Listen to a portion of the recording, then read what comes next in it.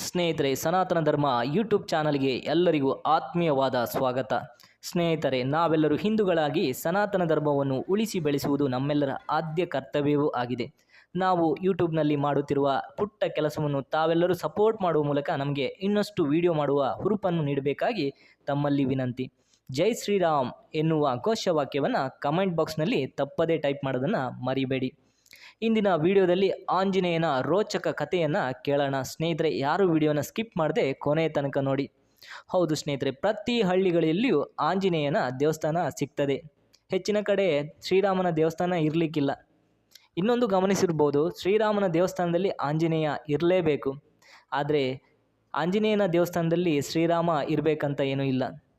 ಹೀಗಿರುವಾಗ ಶ್ರೀರಾಮನಿಗೆ ಆಂಜನೇಯ ಅಷ್ಟು ಧರ್ಮನಿಷ್ಠೆ, ಹಾಗೆ ಧರ್ಮ ಪಾಲನೆ, ವಿನಯ, ಜ್ಞಾನ, ಗುಣವನ್ನು ಹೊಂದಿರುವನಿಗೆ ಹನುಮಂತನೇ ಅಂತ ಹೇಳ್ಬೋದು. ಹನುಮಂತನಿಗೆ ಹನುಮಂತನೇ ಸಾಟಿ. ಹೀಗಿರುವಾಗ ಹನುಮಂತ ಬಾಲ್ಯದಲ್ಲಿ ವಿಪರೀತ ಚೇಷ್ಟೆ ಮಾಡ್ತಿದ್ದ. ತನ್ನ ಕಪಿಚೇಷ್ಟೆಯಿಂದ ಸುತ್ತಮುತ್ತಲೂ ಹಬ್ಬುತ್ತಿದ್ದ. ಹಾಗೆ ಆಶ್ರಮದಲ್ಲಿ ಋಷಿಮುನಿಗಳಿಗೂ ಸಹ ಇದನ್ನು ನೋಡಿ ನೋಡಿ ನೋಡಿ ತೊಂದರೆ ಆಗ್ತಿತ್ತು. ಅಷ್ಟು ಕಾಟ ಕೊಡ್ತಾ ಇದ್ದ.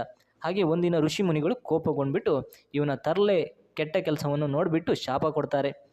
ನಿನ್ನ ಸಾಮರ್ಥ್ಯ ಮರೆತು ಹೋಗಲಿ, ನಿನಗೆ ಯಾವ ಸಾಮರ್ಥ್ಯ ಇದೆ ನಿನ್ನಲ್ಲಿ, ನಿನ್ನ ಸಾಮರ್ಥ್ಯ ನಿನಗೆ ತಿಳಿದೇ ಇರಲಿ ಅನ್ನುವ ಶಾಪವನ್ನು ಆಂಜನೇಯನಿಗೆ ಋಷಿಮುನಿಗಳು ಕೊಡ್ತಾರೆ. ತಾಯಿ ಅಂಜನಾದೇವಿ ಗಾಬರಿಯಿಂದ ಭಕ್ತಿಯಿಂದ ಋಷಿಮುನಿಗಳ ಹತ್ರ ಬೇಡ್ಕೊಳ್ತಾರೆ. ಇವನ ತುಂಟೆ ತರಲೆತನದಿಂದ ಕ್ಷಮಿಸಿಬಿಡಿ, ಇವನ ಶಾಪದಿಂದ ವಿಮುಕ್ತಿಗೊಳಿಸಿ ಅಂತ ಕೇಳ್ಕೊಳ್ತಾಳೆ.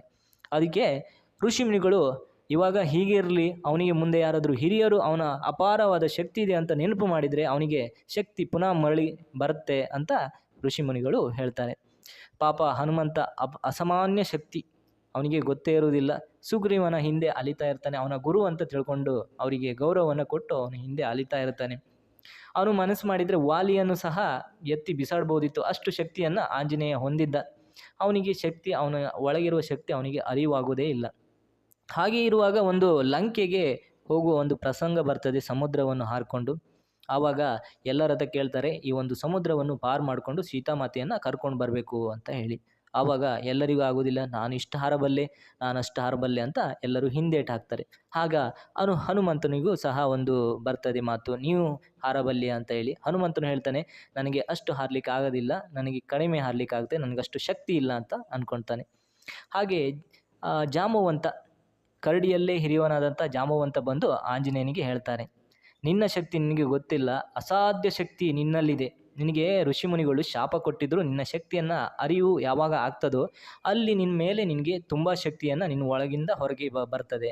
ನಿನ್ನ ಶಕ್ತಿಯನ್ನು ನಿನಗೆ ಅರಿವು ಆಗೋದಿಲ್ಲ ಅಷ್ಟೋ ತನಕ ಅಂತ ಆ ಶಕ್ತಿಯನ್ನು ಶಾಪ ಕೊಟ್ಟಿರೋದನ್ನು ನೆನಪು ಮಾಡ್ತಾನೆ. ಆಗ ಆಂಜನೇಯ ಎದ್ದುಬಿಟ್ಟು ಬೆಟ್ಟದ ಮೇಲೆ ಒಂದು ನಿಂತ್ಕೊಂಡು ಬಿಡ್ತಾನೆ. ದೇಹ ಬೆಳೀತು ಬೆಳೀತು ಬೆಳೀತು ದೊಡ್ಡದಾಗಿ ದೇಹ ಬೆಳೆದೇ ಬಿಡ್ತು. ಬಾಲವನ್ನು ಎತ್ತಿಬಿಟ್ಟು ಭೂಮಿಗೆ ಬಾರಿಸಿಬಿಟ್ಟ. ಸಮುದ್ರ ಮತ್ತು ಭೂಮಿ ಅಲ್ಲೇ ಗಡಗಡ ಗಡಗಡ ನಡುಗಿ ಬಿಡ್ತದೆ ಅವನ ಶಕ್ತಿ ಸಾಮರ್ಥ್ಯವನ್ನು ನೋಡಿ. ಆವಾಗ ಹೇಳ್ತಾನೆ, 100 ಸಮುದ್ರ ಯಾಕೆ, 1000 ಸಮುದ್ರವನ್ನು ಬೇಕಾದ್ರೆ ನಾನು ಹಾರಬಲ್ಲೆ, ನನಗೆ ಅಷ್ಟು ಶಕ್ತಿ ಸಾಮರ್ಥ್ಯ ಇದೆ ಅಂತ ಅವನಿಗೆ ಅರಿವಾಗ್ತದೆ. ನಂತರ ಸಮುದ್ರವನ್ನು ಹಾರಿ ಲಂಕೆಯನ್ನೆಲ್ಲ ಸುಟ್ಟು ಹಾಕಿ ಸಾಧನೆ ಮಾಡಿ ವಾಪಸ್ಸು ಸೀತೆಮಾತೆಯನ್ನು ಕರ್ಕೊಂಡು ಬರ್ತಾನೆ. ಹೀಗಿರುವಾಗ ಅವನಲ್ಲಿರುವ ಅಪಾರ ಶಕ್ತಿಯನ್ನು ನೀವೆಲ್ಲ ನೋಡಿರ್ಬೋದು, ಕಥೆಯಲ್ಲಿ ಕೇಳಿರ್ಬೋದು. ಹಾಗೆ ಸ್ನೇಹಿತರೆ, ನಮ್ಮ ಒಳಗಡೆ ಈ ಒಂದು ಕಥೆಯಿಂದ ನಮಗೂ ನಮ್ಮನ್ನು ಅರಿವು ಮಾಡಿಕೊಳ್ಳುವ ಒಂದು ಸನ್ನಿವೇಶ ಬರ್ತದೆ. ನಮ್ಮಲ್ಲಿಯೂ ಸಹ ಅಪಾರವಾದ ಶಕ್ತಿ ಇದೆ, ಸಾಮರ್ಥ್ಯ ಇದೆ. ಅದನ್ನು ನಾವು ಹೊರಗೆ ಹಾಕ್ತಾ ಇಲ್ಲ, ದಿನವನ್ನು ವ್ಯರ್ಥ ಮಾಡ್ತಿದ್ದೇವೆ.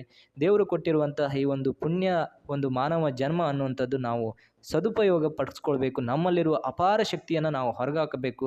ಆಂಜನೇಯನಿಗೆ ಎಷ್ಟು ಶಕ್ತಿ ಇತ್ತೋ ಅದೇ ರೀತಿಯಲ್ಲಿ ನಮಗೂ ಸಹ ದೇವರು ಶಕ್ತಿಯನ್ನು ಕೊಟ್ಟಿದ್ದಾನೆ, ಬುದ್ಧಿಯನ್ನು ಕೊಟ್ಟಿದ್ದಾನೆ. ನಾವು ಯಾವ ಒಳ್ಳೆಯ ಕೆಲಸ ಕಾರ್ಯಗಳಿಗೆ ಬಳಸ್ಕೊಂಡ್ರೆ, ಯಾವುದೇ ಧೃತಿಗಡದೆ ಅದರಿಂದ ಮುನ್ನುಗ್ಗಿದ್ರೆ ಖಂಡಿತವನ್ನು ದೊಡ್ಡ ಸಾಧನೆಯನ್ನು ಮಾಡ್ಬೋದು ಅನ್ನೋ ನಮ್ಮ ಅಭಿಲಾಷೆ.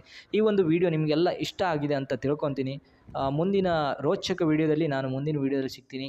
ಈ ಚಾನಲ್ಗೊಂದು, ಈ ವಿಡಿಯೋಗೊಂದು ಲೈಕ್ ಕೊಟ್ಟು ಸಪೋರ್ಟ್ ಮಾಡುವ ಮೂಲಕ ಜೈ ಬಜರಂಗ್ ಬಲಿ ಅನ್ನೋದನ್ನು ಟೈಪ್ ಮಾಡೋದನ್ನು ಮರಿಬೇಡಿ.